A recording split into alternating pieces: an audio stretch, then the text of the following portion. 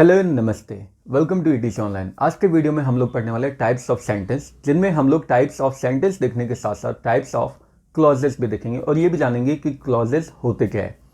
आज का जो वीडियो है ये सिंथेसिस के लिए बहुत ही ज़्यादा इंपॉर्टेंट है। सिंथेसिस जो इसी साल क्लास 12th में नया ऐड हुआ है, तो उसे समझने के लिए हमें पहले टाइप्स ऑफ सेंटेंस समझना पड़ेगा, क्लॉजेस समझने पड़ेंगे और फिर नेक्स्ट वीडियो में हम लोग सिंथेसिस देखेंगे।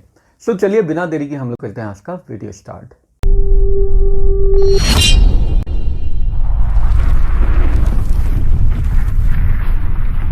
सबसे पहले तो हम लोग जान लेते हैं कि एक सेंटेंस क्या होता है। देखिए ये तो सबको पता है, सेंटेंस की डेफिनेशन जो कि बहुत ही ज़्यादा सिंपल है। A sentence is a group of words giving a complete thought. Sentence क्या होता है? वर्ड्स का कोई भी ग्रुप जो हमें एक कंप्लीट थॉट देता है। देखिए यहाँ से यहाँ तक ये ग्रुप ऑफ वर्ड्स है, मतलब बहुत सारे वर्ड्स का एक ग्रुप है, कंप्लीट थॉट हमें दे रहा है, ये भी एक सेंटेंस है। एक और डेफिनेशन देख लेते हैं। A sentence is a group of words that has a complete meaning. Sentence words का वो ग्रुप होता है जिसकी एक कंप्लीट मीनिंग होती है, जो एक अपना कंप्लीट सेंस देता है। अब example, ETC online provides quality education that too absolutely free. ETC online हमें क्वालिटी एजुकेशन प्रोवाइड करवाती है, वो भी एब्सोल्युटली फ्री। तो यहाँ से लेकर यहाँ तक हमने बहुत सारे वर्ड्स को एक साथ रखा है, मतलब उनका ग्रुप बनाया, कंप्लीट थॉट भी दे रहा है, मीनिंग भी दे रहा है, तो ये बन गया एक सेंटेंस। अब इसी के टाइप्स हम लोग आगे देख लेते हैं कि ये जो सेंटेंस होते हैं ये कितने टाइप्स के होते हैं। सो टाइप्स ऑफ सेंटेंस देखते हैं। 3 टाइप्स के हमारे पास सेंटेंस होते हैं। एक होता है सिंपल, एक कंपाउंड और एक कॉम्प्लेक्स। तो देखिए यहाँ पे सबसे पहले हमारे पास आता है simple sentence. Simple sentence example जैसे हमने यहाँ पे लिखा, राम प्लेस चेस, ये सिंपल सेंटेंस है। Compound, Ram plays chess but Shyam eats an apple. Compound मतलब जिसमें एक से ज़्यादा सेंटेंस आ जाते हैं, मतलब एक से ज़्यादा क्लॉजेज आ जाते हैं। नेक्स्ट फिर आता है complex sentence. Complex, Ram plays chess whereas Shyam eats an apple, यहाँ पे भी एक से ज़्यादा क्लॉजेज है। अब ये क्लॉजेज क्या होते हैं, तो क्लॉजेज को हम लोग समझेंगे, उसके बाद वापस से हम लोग सेंटेंस को देखेंगे। सो क्लॉजेस क्या होता है? बिल्कुल जैसे हिंदी में हम लोग उपवाक्य बोलते हैं, यानी ये सेंटेंस का ही एक पार्ट होता है। अच्छा, डिफरेंस क्या होता है, मेन डिफरेंस सेंटेंस और क्लॉजेस में? तो देखिए जो क्लॉजेस होता है वो सेम होता है, ग्रुप ऑफ वर्ड्स, जहाँ पे सिर्फ हमें एक चाहिए सब्जेक्ट और एक वर्ब चाहिए। मतलब ये भी वर्ड्स का ग्रुप होता है, यहाँ पे हमें एक सब्जेक्ट मिलना चाहिए, एक वर्ब मिलना चाहिए। कई बार ये कंप्लीट सेंस देता है, प्रिंसिपल क्लॉज, कई बार ये इनकम्प्लीट सेंस देता है, तो भी ये क्लॉज बनेगा, subordinate clause. Example, ETC online provides quality education that too absolutely free. Still यहाँ पे हमने कंजंक्शन लगा दिया, some people do not subscribe to it. यार वैसे ये तो मैंने सच लिख दिया यहाँ पे। तो चलिए देख लेते हैं। ईटीसी ऑनलाइन ये सब्जेक्ट है, प्रोवाइड्स, अब ईटीसी ऑनलाइन के बाद में हम लोगों ने जो लिखा है, एक सेकेंड इसे डिलीट करके, ईटीसी ऑनलाइन ये सब्जेक्ट है, उसके बाद हमने लिखा प्रोवाइड्स, ये वर्ब है।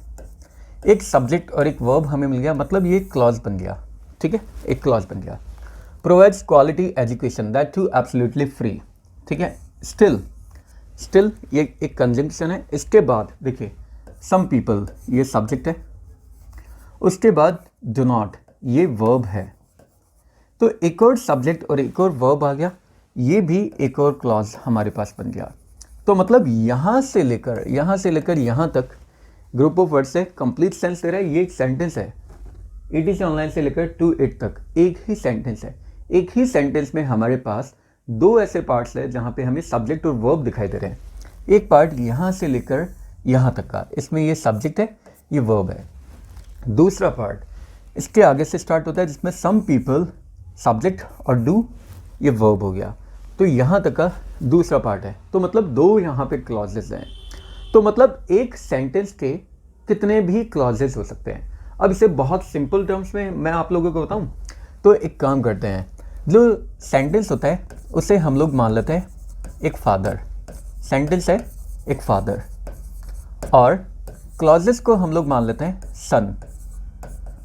क्लॉजेस को सन, मतलब एक सेंटेंस में कितने भी क्लॉजेस हो सकते हैं, 1 2 3 4 5, कितने भी n नंबर ऑफ क्लॉजेस हो सकते हैं एक सेंटेंस में। यहाँ से लेकर यहाँ तक एक सेंटेंस था, क्लॉजेस इसमें एक, तो यहाँ से लेकर यहाँ तक का ये एक क्लॉज था। दूसरा यहाँ से लेकर यहाँ तक का ये दूसरा क्लॉज था। तो एक फादर के कितने भी सन हो सकते हैं, कितने भी बेटे हो सकते हैं, लेकिन ETC online provides quality education that too absolutely free. यहाँ तक ये क्लॉज है। इस क्लॉज में मैक्सिमम एक ही सेंटेंस आ सकता है, मतलब एक सन का मैक्सिमम एक ही फादर हो सकता है, एक से ज़्यादा फादर नहीं हो सकता। तो ऐसा समझ लेते हैं सेंटेंस फादर है, मतलब सेंटेंस में कितने भी क्लॉजेस आ सकते हैं, फादर के कितने भी सन हो सकते हैं, कितने भी बेटे हो सकते हैं। क्लॉजेस सन है। क्लॉज में, एक क्लॉज में सिर्फ मैक्सिमम एक ही सेंटेंस आ सकता है। एक सन का मैक्सिमम और मैक्सिमम एक ही फादर हो सकता है, एक से ज़्यादा नहीं हो सकता। प्रैक्टिकल, ठीक है। नेक्स्ट, क्लॉजेस के भी टाइप्स देख लेते हैं। तो देखिए ये भी बहुत ही ज़्यादा इजी है। कुछ लोगों को ये टफ लगता है, लेकिन ये सच बता रहा हूँ बहुत ही ज़्यादा इजी है। अब हम लोग देख लेते हैं टाइप्स ऑफ क्लॉजेस। तो चलिए अब इन टाइप्स ऑफ क्लॉजेस को हम लोग डिटेल में पढ़ लेते हैं और एक एक क्लॉज को हम लोग डिटेल में देखते हैं। सो सबसे पहले हमारे पास आता है इंडिपेंडेंट क्लॉज, जिसे हम मेन क्लॉज भी बोलते हैं, जैसा कि इसके नाम से पता चल रहा है। An independent clause is a clause that can stand alone as a sentence. Independent clause वो क्लॉज होता है जो एक सेंटेंस के तौर पर अकेला स्टैंड कर सकता है। That is it express a complete thought. ये एक कंप्लीट थॉट को एक्सप्रेस करता है। Example, I am the owner of ETC online. देखिए यहाँ पे आई सब्जेक्ट है और एम वर्ब है। सब्जेक्ट और वर्ब हमें मिल गया, क्लॉज बन गया, कंप्लीट सेंस दे रहा है। अब मैं आप लोगों के सामने आता हूँ और आते ही मैं आप लोगों के सामने ये बोल के चला जाता हूँ, I am the owner of ETC online. Complete sense दे रहा है, बिल्कुल कंप्लीट सेंस दे रहा है। तो ये हो गया प्रिंसिपल क्लॉज यानी मेन क्लॉज। दूसरा आता है डिपेंडेंट क्लॉज, जैसा कि इसके नाम से पता चला है, डिपेंडेंट यानी ये अपना कंप्लीट सेंस देने के लिए डिपेंड रहेगा। किसके ऊपर डिपेंड रहेगा? प्रिंसिपल क्लॉज के ऊपर डिपेंड रहेगा। कैसे, देख लेते हैं। अ डिपेंडेंट क्लॉज और subordinate clause is one that cannot stand alone, जो अपने आप कभी स्टैंड नहीं ले सकता, यानी अपने आप अपना कंप्लीट मीनिंग नहीं दे सकता एज ए कंप्लीट सेंटेंस के तौर पर। That is it does not express a complete thought. ये कंप्लीट थॉट को एक्सप्रेस नहीं करता। Example, that provides free online classes. That provides free online classes, जो हमें फ्री ऑनलाइन क्लासेस प्रोवाइड करवाता है। जो हमें फ्री ऑनलाइन क्लासेस प्रोवाइड करवाता है। तो देखिए दैट तो यहाँ पे सब्जेक्ट बन गया, प्रोवाइड्स यहाँ पे वर्ब बन गया, क्लॉज तो मतलब ये बन गया यहाँ पे। लेकिन अगर मैं आते ही आप लोगों को यही सेंटेंस बोल के चला जाता हूँ, जो हमें फ्री क्लासेस प्रोवाइड करवाता है, जो हमें फ्री ऑनलाइन क्लासेस प्रोवाइड करवाता है, तो क्या इस सेंटेंस ने कंप्लीट सेंस दिया? बिल्कुल नहीं दिया। आपको रात को नींद नहीं आएगी, आप सोचते रहोगे कि यार जो ऑनलाइन क्लासेस फ्री प्रोवाइड कर रहा तो वो क्या? फिर आप लोग मुझसे पूछोगे, फिर मैं आप लोगों को बोलूँगा कि मैं उस ETC ऑनलाइन का ऑनर हूँ जो आप लोगों को फ्री ऑनलाइन क्लासेस प्रोवाइड करवाता है। मतलब इस वाले सेंटेंस ने तब तक अपना कंप्लीट सेंस नहीं दिया जब तक मैंने इसको इससे कनेक्ट नहीं किया। ये प्रिंसिपल क्लॉज था, ये प्रिंसिपल क्लॉज था, अपना कंप्लीट सेंस दे रहा था, I am the owner of ETC online. ये सबऑर्डिनेट क्लॉज है यानी डिपेंडेंट क्लॉज है। तो अपना कंप्लीट सेंस देने के लिए इसको डिपेंड रहना पड़ेगा। किस पे? प्रिंसिपल क्लॉज पे। अगर मैं इसको हटा देता हूँ प्रिंसिपल क्लॉज को, तो ये अपना कंप्लीट सेंस नहीं दे रहा है। ऑल्दो ये क्लॉज है बट फिर भी अपना कंप्लीट सेंस नहीं दे रहा, लेकिन अब दे रहा है। तो यानी अपना कंप्लीट सेंस देने के लिए ये इसके सबऑर्डिनेट है। सबऑर्डिनेट का मतलब होता है अधीन, अंडर में काम करना। सो सबऑर्डिनेट क्लॉज प्रिंसिपल क्लॉज के अंडर में काम करता है, अदरवाइज वो कंप्लीट सेंस नहीं दे सकता। अब ये कंप्लीट सेंस दे रहा है, I am the owner of ETC online. मैं ETC ऑनलाइन का ऑनर हूँ that provides free online classes, जो फ्री ऑनलाइन क्लासेस प्रोवाइड करवाता है। तो यहाँ पे हम लोगों ने देख लिया क्लॉजेस के टाइप्स, और इसके बाद में अब हम लोग आगे सेंटेंस के टाइप्स देख लेते हैं क्लॉजेस के बाद में। सो सेंटेंस के टाइप्स देखिए। सबसे पहले हमारे पास आता है सिंपल सेंटेंस। सिंपल सेंटेंस वो सेंटेंस होता है जिसमें सिर्फ एक ही इंडिपेंडेंट क्लॉज होता है, यानी एक ही प्रिंसिपल क्लॉज होता है। A simple sentence has no dependent clauses. इसमें कोई भी डिपेंडेंट क्लॉज नहीं होता है। नाम से पता चल रहा है ना यार, सिंपल है तो मतलब एक ही क्लॉज आएगा। एक ही क्लॉज आ रहा है तो कौन सा आ सकता है? प्रिंसिपल ही, क्योंकि सबऑर्डिनेट आएगा, कंप्लीट सेंस नहीं देगा, कंप्लीट सेंस नहीं देगा, सेंटेंस नहीं बनेगा, क्योंकि सेंटेंस के लिए तो कंप्लीट सेंस होना ही चाहिए। तो देखिए, I cannot drink warm milk. I subject है, कैनॉट यहाँ पे वर्ब आ गया। ठीक है, चलिए ये हेल्पिंग वर्ब है, इसे छोड़ दीजिए।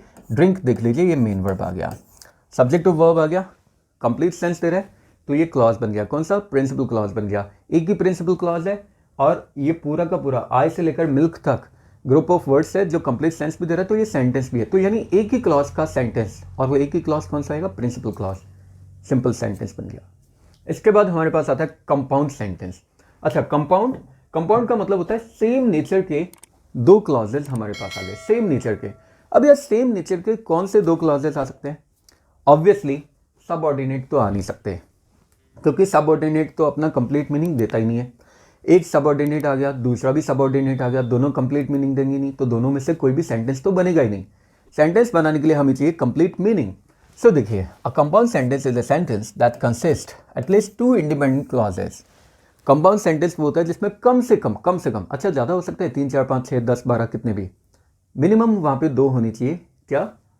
प्रिंसिपल क्लॉजेस, मिनिमम दो प्रिंसिपल क्लॉज होनी चाहिए। They are joined by coordinating conjunctions, और इन्हें हम कोऑर्डिनेटिंग कंजंक्शन से जॉइन करते हैं। कोऑर्डिनेटिंग कंजंक्शन होता है फॉर, एंड, नॉर, बट और यत, सो। इन्हें याद कैसे कर सकते हैं? इन्हें सिंपली हम लोग याद कर सकते हैं फैन बॉयज। बहुत ही सिंपल ट्रिक है, fan boys.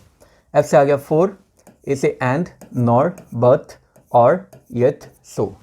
Example, I like T, मुझे टी पसंद है। आई सब्जेक्ट है, लाइक वर्ब है, एक क्लॉज बन गया आई लाइक टी।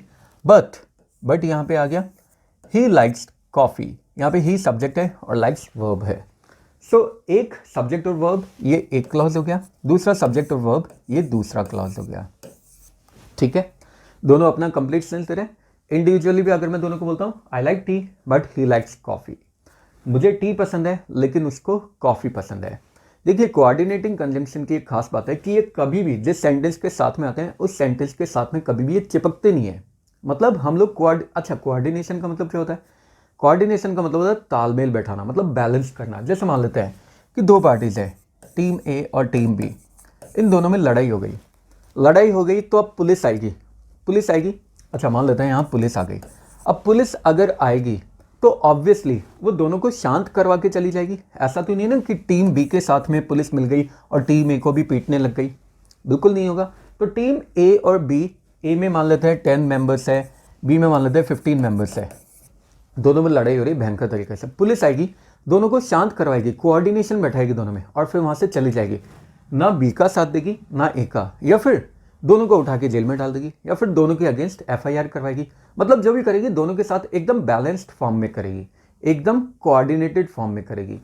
तो इस पुलिस को हम लोग कोऑर्डिनेटिंग कंजंक्शन मान सकते हैं एक तरीके से। जैसे पुलिस का काम होता है बैलेंस करना, वैसे ही कोऑर्डिनेटिंग कंजंक्शन का काम भी बैलेंस करना होता है। अब इसके बाद में हम लोग देख लेते हैं कंपाउंड सेंटेंस के बाद में फिर नेक्स्ट हमारे पास अब आता है कॉम्प्लेक्स सेंटेंस। तो कॉम्प्लेक्स, जैसा कि इसके नाम से पता चल रहा है, यहाँ पे एक से ज्यादा सेंटेंस होते हैं, लेकिन वो सारे अलग अलग नेचर के होते हैं। अलग अलग मतलब एक प्रिंसिपल होगा और एक सबऑर्डिनेट मिनिमम होना ही चाहिए।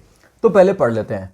A complex sentence is a sentence that contains one independent, मतलब एक तो इंडिपेंडेंट है, and at least one dependent clause, subordinate clause.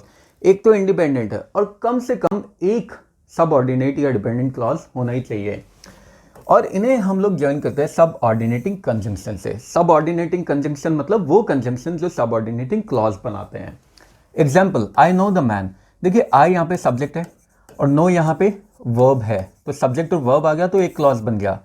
Who gave you the parcel, who he के लिए आया ना, he gave you the parcel, तो ये सब्जेक्ट हो गया और गेव यहाँ पे वर्ब हो गया, तो दूसरा क्लॉज ही हो गया। इसे हमने ज्वाइन किससे किया है? कोऑर्डिनेटिंग कंजंक्शन से नहीं किया, सबऑर्डिनेटिंग कंजंक्शन से किया है। सो ये who gave you the parcel मतलब जिसने तुम्हें पार्सल दिया था, जिसने तुम्हें पार्सल दिया था, ये तब तक कंप्लीट सेंस नहीं दे रहा जब तक मैं प्रिंसिपल क्लॉज नहीं लगाता कि मैं उस आदमी को जानता हूं जिसने तुम्हें पार्सल दिया था। तो यानी ये सबऑर्डिनेटिंग क्लॉज हो गया। ज्वाइन हमने इससे किया है सबऑर्डिनेटिंग कंजंक्शन से। सो सबऑर्डिनेटिंग क्लॉजेज हमेशा सबऑर्डिनेटिंग कंजंक्शन के द्वारा ज्वाइन किए जाते हैं और वो कॉम्प्लेक्स सेंटेंस बन जाता है। तो ये sentence I know the man who gave you the parcel complex sentence बन गया। मतलब नाम से पता चला ना, कॉम्प्लेक्स, अलग अलग नेचर के, एक तो प्रिंसिपल हो गया, दूसरा सबऑर्डिनेटिंग हो गया। अब बात करते हैं कि सबऑर्डिनेटिंग कंजंक्शन कौन से होते हैं। तो देखिए, सबऑर्डिनेटिंग कंजंक्शन बहुत ही सारे होते हैं, बहुत ही ज़्यादा होते हैं, और इसे याद करने का एक बहुत ही सिंपल तरीका है। सबसे पहले वो तरीका अभी मैं बताऊंगा, पहले तो आप लोग कुछ जो कॉमन सबऑर्डिनेटिंग कंजंक्शन है उन्हें देख लीजिए। वो है after, before, as if, as long as, in order to, if, now that, rather than, that, unless, where, whereas, once, although, as, even if, even though, if only, as though, because, still, since, so that, than, when, whenever, until, wherever, while। तो ये कुछ subordinating conjunction है जो बहुत ही ज़्यादा, बहुत ही commonly use किए जाते हैं। अब हम लोग पहचानेंगे कैसे? सब ऑर्डिनेटिंग कंजंक्शन कौन से और कोऑर्डिनेटिंग कौन से। तो बहुत ही सिंपल तरीका है, और वो सिंपल तरीका क्या है, सब ऑर्डिनेटिंग कंजंक्शन को आइडेंटिफाई करने का, कि हम लोगों को याद करना कोऑर्डिनेटिंग कंजंक्शन, फैन बॉयज, उसके अलावा बाकी सारे के सारे सब ऑर्डिनेटिंग कंजंक्शन होते हैं। और देखिए यहाँ पे अब आप लोगों के माइंड में ये भी आ रहा होगा कि पहले वाला जो सेंटेंस था, जैसे हमने पहले वाला जो देखा था, I like coffee but he likes T, उसमें तो हमने बट को ऐड नहीं किया था। यहाँ पे हमने इस सब ऑर्डिनेटिंग कंजंक्शन को इसमें ज्वाइन कर लिया, ऐड कर लिया। तो ऐसा क्यों हुआ? बहुत सिंपल सा तरीका है। टीम ए थी और टीम बी, दोनों में लड़ाई हो गई। मान लेते हैं टीम ए के पास टोटल 10 मेंबर्स हैं, टीम बी के पास 15 मेंबर्स हैं, दोनों में लड़ाई हो रही है। अब टीम ए, इसने अपने 5 मेंबर्स को और बुला लिया। अब इसके जो 5 मेंबर्स आएंगे टीम ए के, वो इसके साथ आके कोऑर्डिनेट थोड़ी करेंगे कि भाई दोनों के बीच में आ गए, यहाँ पे मान लेते हैं वो 5 मेंबर्स आ गए या फिर 10 मेंबर्स आ गए, जो भी है, टीम ए और टीम बी। तो यहाँ पे टोटल इसके पास 10 थे, यहाँ पे 15 थे, 5 इसके पास प्लस आ गए। तो ये आके कोऑर्डिनेट थोड़ी करेंगे, आके ये क्या करेंगे, ये टीम ए के साथ लग जाएंगे और मिल के टीम बी को पीटने लग जाएंगे। तो यानी ये कोऑर्डिनेटिंग कंजंक्शन नहीं है, पुलिस नहीं है, पुलिस थी कोऑर्डिनेटिंग कंजंक्शन जो आ रही थी सिर्फ कोऑर्डिनेशन बैठाने के लिए। ये सब ऑर्डिनेटिंग कंजंक्शन है, जिस क्लॉज के साथ हैं उसी क्लॉज के साथ चिपक जाएंगे, उसी क्लॉज के साथ बोला जाएगा। बिल्कुल टीम बी ए की 5 मेंबर्स की तरह टीम ए के साथ में है तो इसी के साथ में आके और चिपक जाएंगे और टीम बी पे हमला बोल देंगे, कोऑर्डिनेट करवाने के लिए नहीं आया। सो आई होप अब आप लोगों को ये सेंटेंस बहुत अच्छे तरीके से समझ में आ गया होगा, साथ ही साथ जितने भी डाउट्स थे वो भी क्लियर हो गए होंगे। फिर भी अगर आप लोगों की कोई भी डाउट है तो नीचे कमेंट बॉक्स आप लोगों के लिए बना रखा है, उसमें आप लोग अपने कमेंट, सजेशन, क्वेरी या क्वेश्चन ड्रॉप कर सकते हैं। मैं ट्राई करूंगा जल्द से जल्द उनका आंसर देने की। इसी तरह की और मजेदार और इंटरेस्टिंग वीडियोस के लिए बने रहिए ATC ऑनलाइन के साथ। नेक्स्ट वीडियोस तक के लिए have a good day, take care, bye bye, जय हिंद, जय भारत, राधे राधे।